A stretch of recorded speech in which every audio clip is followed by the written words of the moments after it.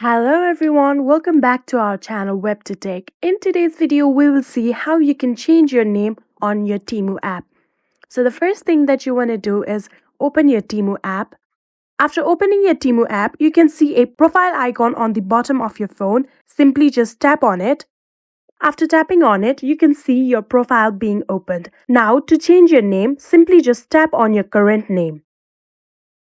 After tapping on your current name, you can see your profile being opened. Now, tap on the edit icon that you see near your current name. Tap on it. And now you have the option to change your name in here. Simply just tap on name. And now you can edit your name in here. After typing your name, simply just tap on save button.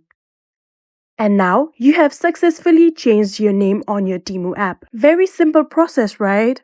If you liked the video, please do not forget to subscribe to our channel and like this video. Bye bye, see you in the next.